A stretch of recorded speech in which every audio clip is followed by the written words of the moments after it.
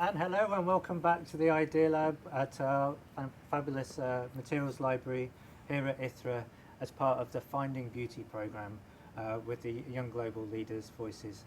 And today we'll be doing reading objects. My name is Robert Frith. I'm part of the Idea Lab, the Creativity and Innovation Centre, and I'm here with my colleague Farah. Thank you, Robert. My name is مرحب. I've also work here at the King Abdulaziz Center for World Culture as a curator and international exhibition manager. I'm very excited to be here today so we can discuss some of these fascinating objects.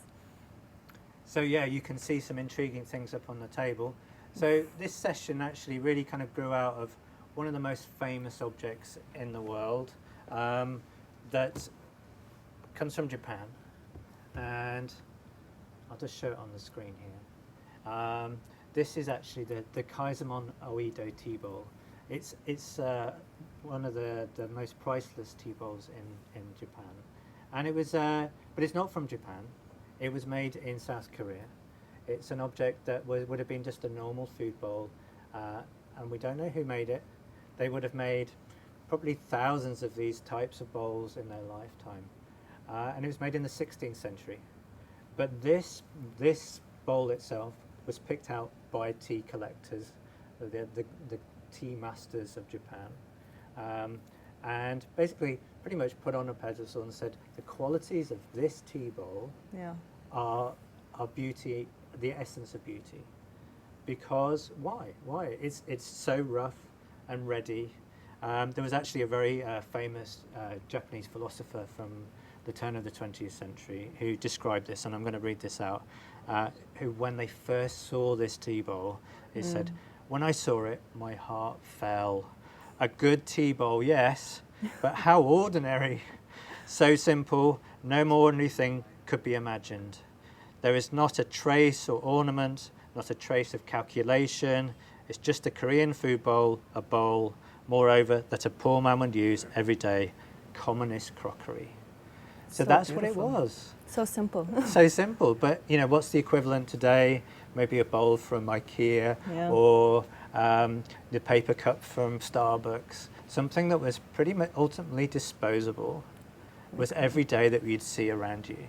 Taken for granted almost. Taken for granted, but out of all those taken for granted objects, the tea grandmasters came and selected it as basically nearly a religious object, you know, like so revered.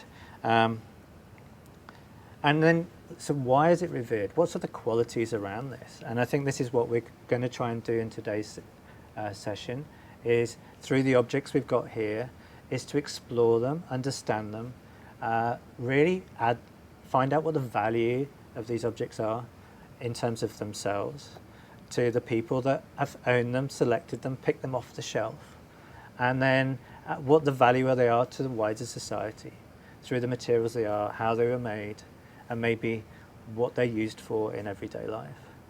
Great. So Farah and I here, we're going to pick a few things from the objects in front of us, and maybe at home you've got a favourite mug or bowl or teacup or plate that you have to do your daily rituals of drinking tea, having coffee, that you'd like to have a special moment around. So we're going to explore how we can ask the questions about the objects, maybe find out a little bit more, read them, and read those objects. So Farah, would you like to pick a couple of objects? Yes, I would. Okay, so first of all, I think what I would like to talk about myself is this one, but we can save the description for later. What I would like you to talk about, if you don't mind, is that one over there. Okay, this one here. Yeah. Okay, thank you very much. Is this a mug? So this is very similar to the tea bowl that I described, the Kaisamon Oedo tea bowl. This is another type of tea bowl. And so I'll describe this a little bit, and then maybe I'll ask you some questions. Yeah, Farah can ask me some questions, and maybe I can ask a few questions about why you chose your object, and we can go through it and find a little bit more about how to read an object. Perfect. So listen out for the questions we're doing. We don't always have the answers, but it helps us investigate the objects around us. Do you want to start by describing, or should I just ask questions right away? Okay, well, I'll describe it. So this is, it's a cup or a tea bowl. It's about the size of my hand. What colours have we got? So it's this gorgeous kind of orangey bit of terracotta coming through on the outside. It's white on the inside, and it's got a grey bottom or a grey foot. How do they feel? How does the texture feel? How does it feel? That's a great question. So it's rough on the outside. It's got this beautiful cracked surface.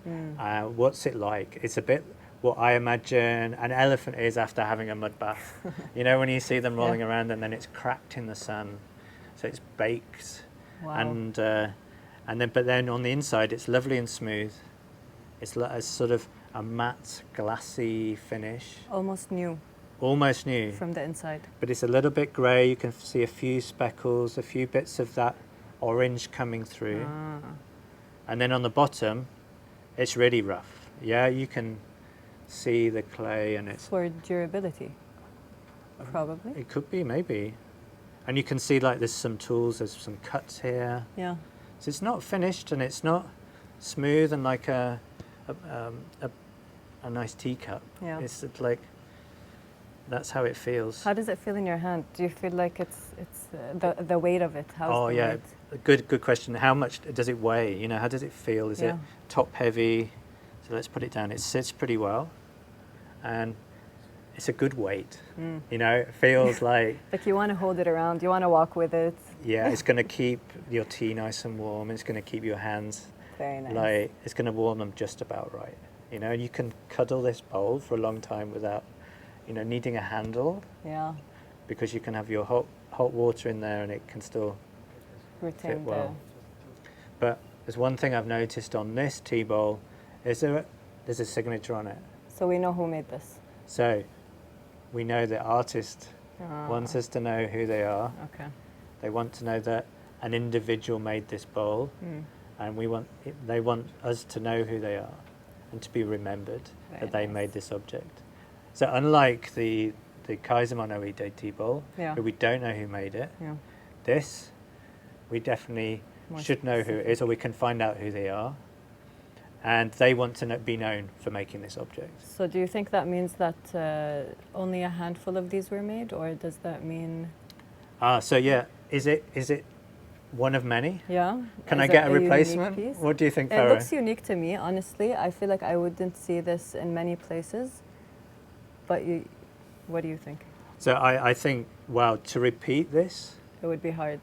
Yeah, even if you did, it would never be the same twice. Amazing. And I think that's one of the things that I would love about this object is, you know, if I had 2 or 3 similar together, they would all be different. They'd be from the same family. Yeah, but the shade of the colouring will be different. Yeah, the cracks would be different. Yeah.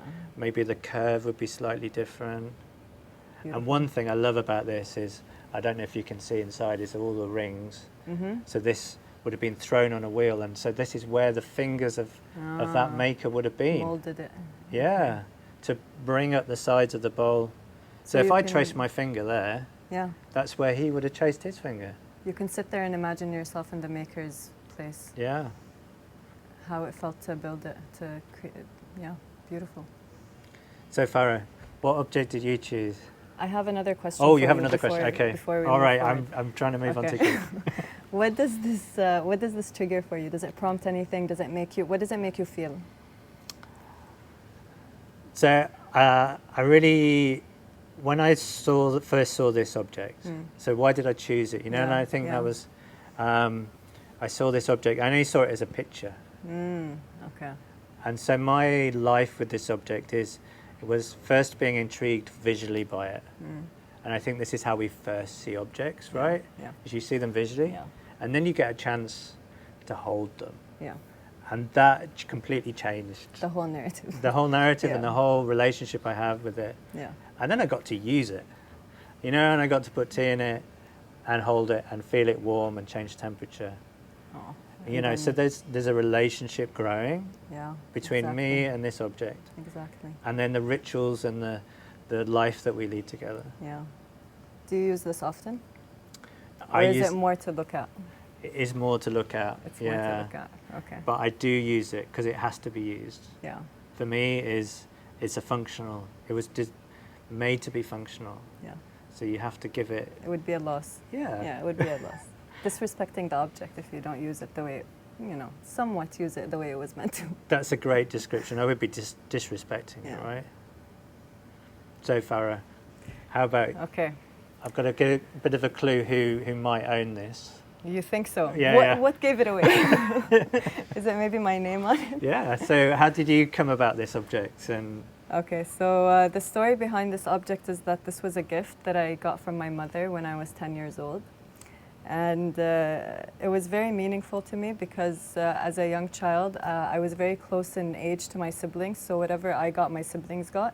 But this was a gift just for me. It had my name on it. It was special. And it represented the relationship between me and my mom at that point as well, which I loved. And in the beginning, I was very excited to use it for the function that it was meant to have, which is a mug. And I was drinking, chocolate milk out of it and water. And then after that, I decided that I really want to see it as much as I possibly can because the functionality of it changed for me. I wanted it to be more meaningful than just something that I drink out of. So I wanted it next to me all the time. So it was there on my desk. It became something that I put, my pens in, paintbrushes, makeup, you name it. So and then, it would change throughout the different phases of my life. So it's been with you for quite a long time. Very long time, 20 years almost. It's been with me throughout my elementary school stage and then my high school, and then I had my college in Birmingham. It came with me to the UK. It came with me to New York. It was wonderful. Yeah. So looking back at this object now, how has it changed visually? Have the materials changed? Definitely the color of it has changed. There's a lot that has changed. I'm not sure if we can show you from the inside, but it's full of paint. And I think that's very special. I mean, I love the way that it looks. Also, it's made out of metal or maybe a copper, because as you can see, we have some oxidization happening over here. Nice. So how do you think who made it and where do you think it was made? Unfortunately, we don't have a mark that would, give us any indication as to where this was made. But my general idea is that it wasn't made locally here in Saudi Arabia because there's the English lettering as well. That leads me to believe that it came somewhere from outside, maybe neighboring countries like Jordan. I'm not sure. But it feels very nice. I like the feeling of it. It has a cool feeling to it. It's a cool touch. When I touch it, I feel like so it's cold, my hand. so it makes you definitely, feel cold. Yeah. So it's good for cold water and keeping cold water cold. And is it heavy? How does it feel? It is heavy. The handle is heavier than anything, and you can tell it's a very noticeable difference in the weight. But I like it. You can see how it falls. So do you think it's made from a different material? Is it all one material? I would say different material because the way that it's aging is a little bit different, and the way that it's been molded together also is a little bit different. But this has been rough, like smoothed out from wear and tear, I guess. Yeah. So do you think it was made by a machine, by one person, by lots of people? Not a machine. It feels like this is handmade. This is probably not, it might have been mass-produced, but maybe not to the extent of some of the other objects that we might talk about later. But yeah, I think this is definitely something unique. Nice. So where do you think it's going to go next? Are you going to keep it with you for... I'm keeping it with me for now until I can hand it over to the next generation. I want this to be something that is carried out throughout my family. I think it's more meaningful that way, and it's a nice gift to hand over. It triggers nostalgia right now, which Lovely. is nice. Yeah. So the longer we live with our objects, the more the relationship grows between the object and the person and the context they enjoy it in. Definitely. And therefore the value of that object grows with it. Yeah. But also you can see all the scars of that So many relationship. scars, so many dents.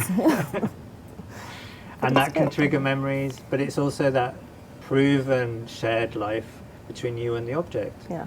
And that's the value it's beginning to add.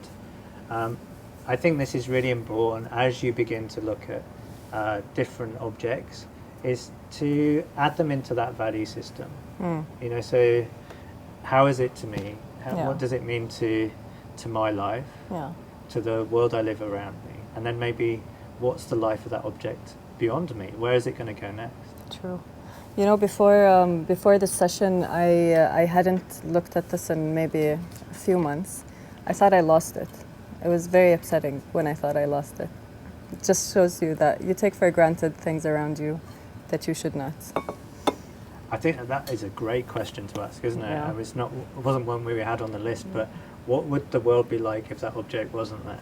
Would you notice? Would you notice? Would you notice? Would you notice if you took this away from Fada's life or from the world? I think within the year I would have noticed. Like within the year, yeah. So, you know, it has value because it's going to create a gap when it's gone. Yeah, definitely. So how do you think you picked another object there? How This does that is- compare, do you think? Yeah, this object I chose because we can compare a little bit to this object. I think it's made out of the same materials, but very obvious differences. So this one automatically I can tell is a lot lighter. The color is different, the finishing is different, just the general quality of it all. A big difference is that we know where this has been made. It says made in China. Yeah. But you have a theory about that, which we can get to later. Okay, yeah. But yeah, so the quality of it is different. I would say this is definitely something that has been mass produced for the public. It's not something that is meant to have a long life.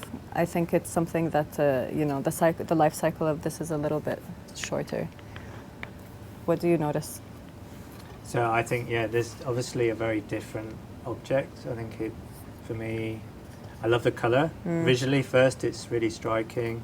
And we had this in the office. So we had this in the office the last couple of days, and people walked past it and said, oh, is that, how much did you pay for that? How much did you pay for it? Already giving you pointers. Yeah, yeah. I hope you didn't pay too much for that. It should be only 15 reals. How So did they know? Yeah. So 15 reals is about $3. Yeah, So it's a really cheap item. So they must be making them in the thousands of them. definitely. We know it's made in China. It's written on the front, but it's made from aluminium, so it's really light. It feels kind of a bit cheap, Yeah, maybe a little yeah. bit kind of throwaway. That it's not going to last very long. I'm not going to be upset if I lose it. I'm not going to be upset if I forget it one day at the beach. Yeah, or if it dents or it burns through. Yeah, But it's really kind of, it's a functional item, isn't it? You can just, you know, you can boil some water in it. definitely. Serves its purpose. Yeah. 100%. So colleagues were recommending, you know, the kettles from South Korea are really good. Yeah. They're a bit thicker, a bit more sturdier. And then another colleague said, oh no, the ones from India, they're the silver ones. Okay. They're all really good as well. That's the best quality. So there was this kind of battle of the best kettle. I think, region. I mean, not comparing this kettle, but I have seen beautiful kettles here. I mean, honestly, beautiful. The designs on them are so intricate, and like the symbols that you find are specific to each region in Saudi, and it's beautiful how you can map out where this kettle came from. Yeah. Yeah. So that's I think a story of some of the materials in here as well. So we probably think this is an aluminium kettle. So it says made in China, but if you look into the objects, where did the materials come from? So I think that's another question you can ask. So aluminium is produced widely in the Gulf region, especially in Bahrain. Yeah. So maybe this kettle, the aluminium from this kettle was made only 12 kilometers down the road. We don't know. And I think this is really worth speculating on and questioning the objects, because then you realize that maybe this kettle has been on a longer journey. Yeah. Um, Imagining the life of objects. yeah, and then we begin to really question that. I like it. And I think, you know, there's definitely people involved in the making of it.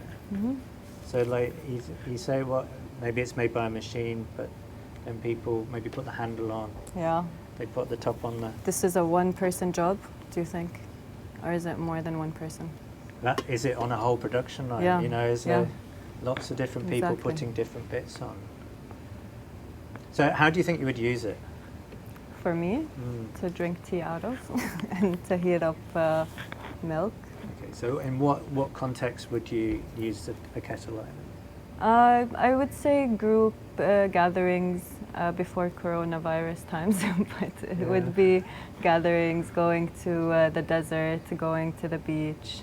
Yeah, that's my memory of it personally. I'm sure people have memories of it, using it daily in their houses as part of, you know, a staple. Yeah, so this is an object that sits at the center of different Households, definitely. households, Yeah. parts of society, life, you know, just human gatherings. Yeah. You know, it's a part of facilitating people socializing and drinking tea together. Agreed. Isn't that an important thing to have? It's very important. You know? Okay, should we move on to our next object? Go on then. All right. What else have you seen on the table? There's two things I see that I really want to talk about, but let's start off with this one. Okay, Okay. go on, you grab that one. Okay.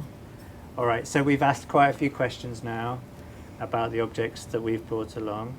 This is something that Farah's not seen before, so it'd be great for her to start to try and read this object, Yeah.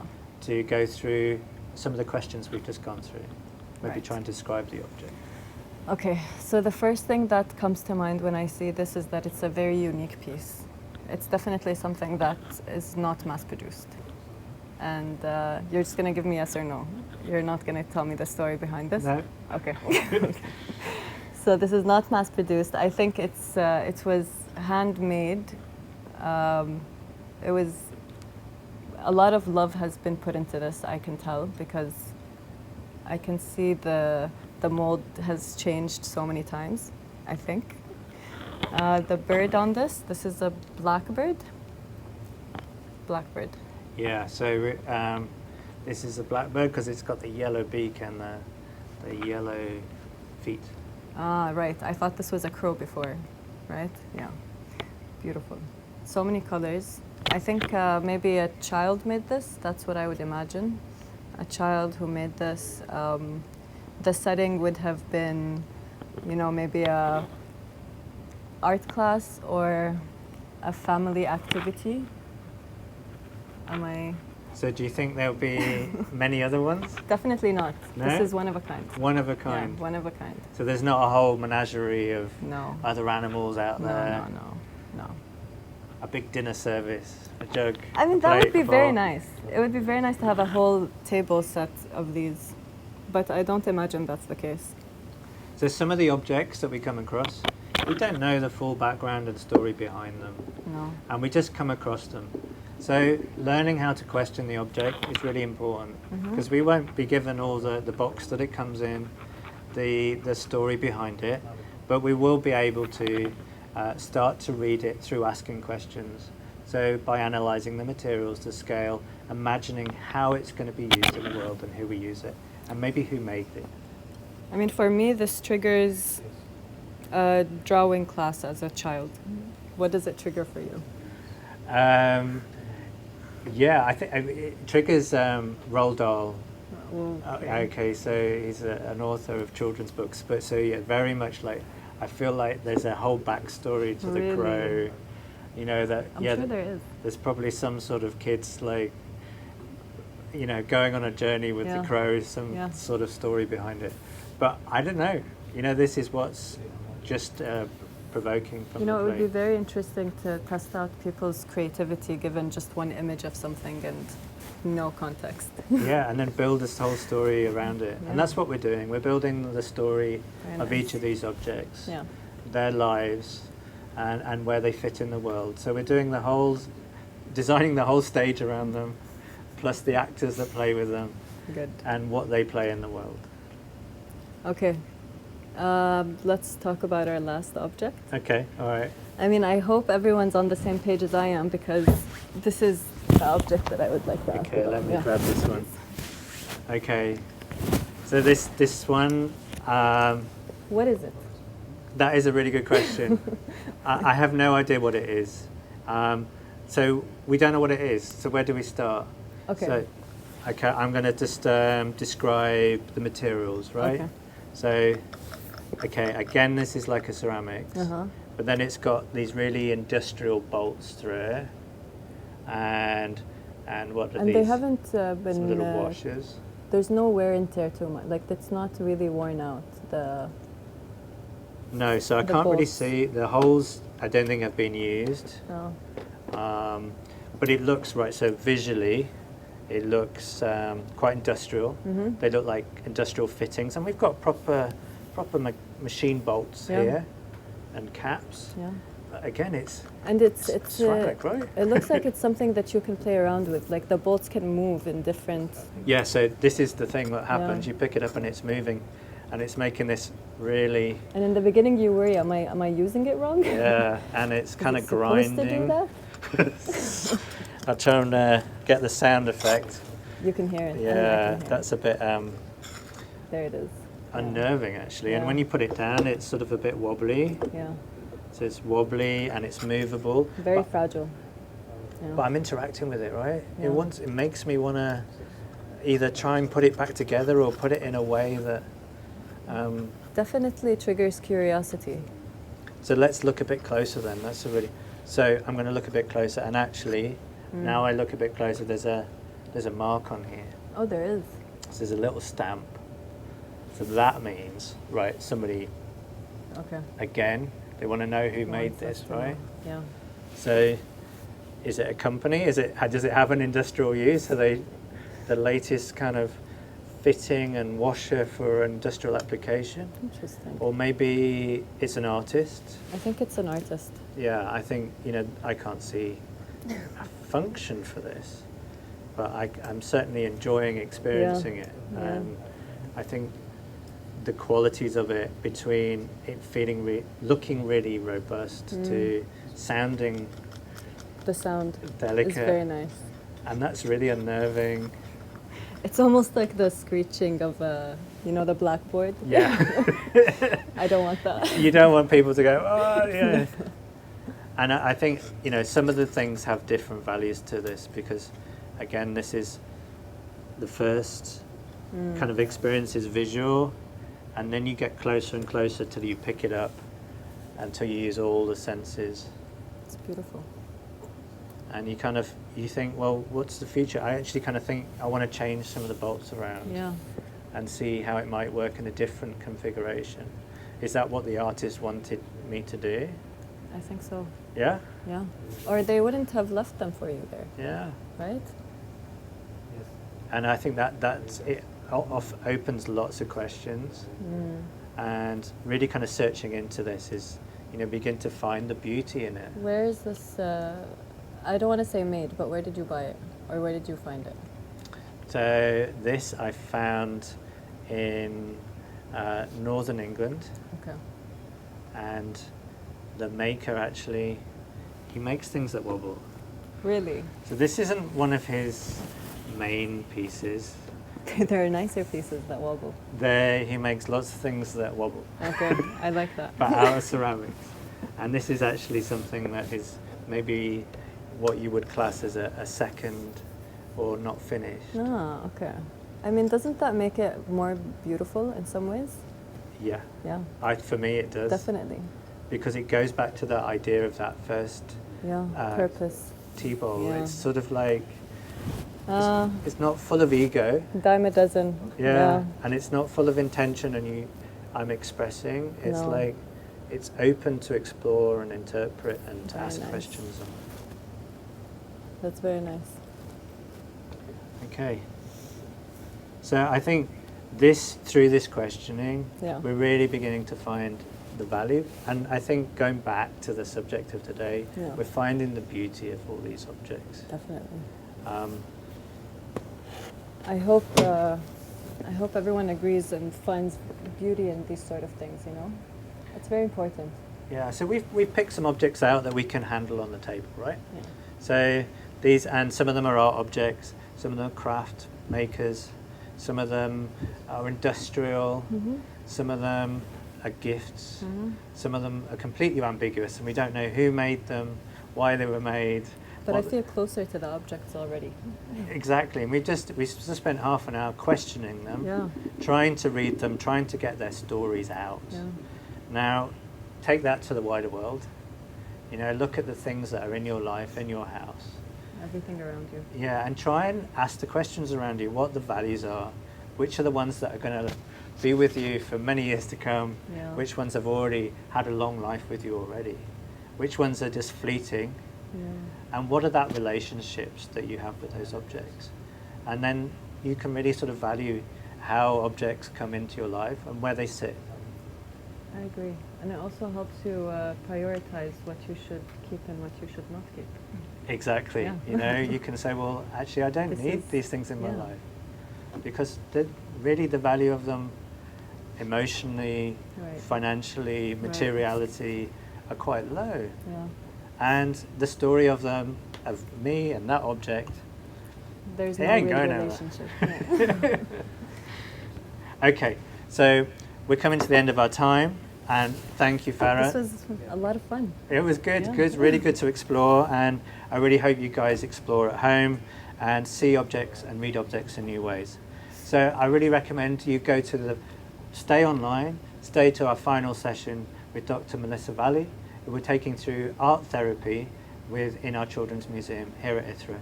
Thank you so much again for joining us. It's been a great experience for us. We've really enjoyed it, and enjoy the rest of your day. Thank you so much. Thank you. Bye now. Bye. Bye-bye.